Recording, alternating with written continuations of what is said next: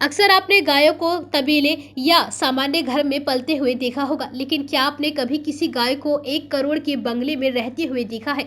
अगर नहीं देखा तो अब देख लीजिए। तस्वीरों में दिख रही इस गाय का नाम राधा है, जो 1 करोड़ के आलीशान बंगले में शान से रहती है। देसी घी से बने लड्डू खाती है और 4 लोग 24 घंटे इसकी सेवा में लगे रहते हैं। थोड़ी सी भी परेशानी होती है तो डॉक्टर्स की टीम को बुला लिया जाता है। दरअसल हम बात कर रहे हैं राजस्थान के जालौर के रानीवाड़ा में धानोल के बिजनेसमैन के घर में रहने वाली गाय की।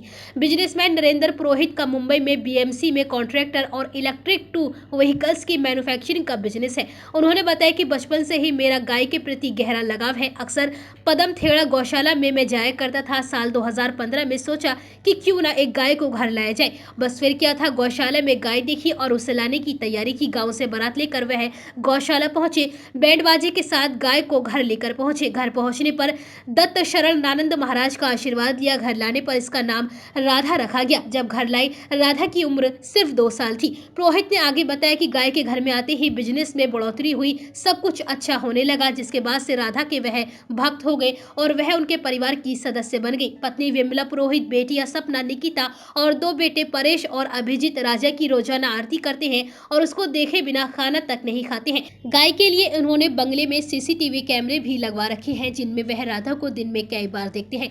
महीने में 10 दिन गाँव आते हैं और गाय के साथ रहती हैं। जब वह मुंबई चले जाते हैं तो बिजनेसमैन के पिता और मां गाय की सेवा करते हैं। बिजनेसमैन ने 2 साल पहले 266 गज में 1 करोड़ रुपए खर्च कर बंगला बनवाया। राधा इस बंगले में शान से रहती है। वह बंगले के हर कमरे में घूमती रहती है, जहां मन करता है वहीं बैठ जाती है। उन्होंने बताया कि यहाँ आने के बाद राधा की 3 बछड़ी हुई, जिनका नाम हमने मीरा, सोमा और गोपी रखा।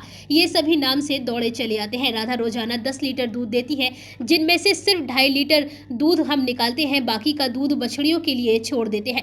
राधा पूरे ठाट बाट से बंगले में बिल्कुल एक मालकिन की तरह रहती है। खाने में वह केवल देसी घी से बनी लापसी और लड्डू खाती है। कभी कभी सूखा चारा दिया जाता है, लेकिन वह नाम मात्र का ही खाती है। खाना खाने के लिए वह बाकायदा बंगले में ही आती है। यदि उसे बाहर खाना दिया जाए तो वह वहां से उठकर ही बंगले में आ जाती है। वह लापसी और लड्डू भी तभी खाती है जब उसे थाली में परोस कर दिया जाता है। खास बात यह है कि गोबर और पेशाब वह बंगले से बाहर जाकर ही करती है। राधा के अलावा नरेंद्र पुरोहित के पास 27 गाय और भी है, जो बंगले के बाहर फार्म हाउस में रहती है। उन सभी की देखभाल के लिए लोगों को रखा हुआ है, लेकिन राधा के लिए अलग से 4 लोग लगे रहते हैं, जो राधा को नहलाने, पैर दबाने, मालिश करने, श्रृंगार करने, सफाई करने और खाने खिलाने का काम करते हैं। जब पुरोहित गाँव आते हैं तो खुद राधा की आरती उतारते हैं। इसके बाद पूरा परिवार राधा के पैरों के नीचे निकलता है। इस दौरान राधा एकदम शांत भी खड़ी रहती है।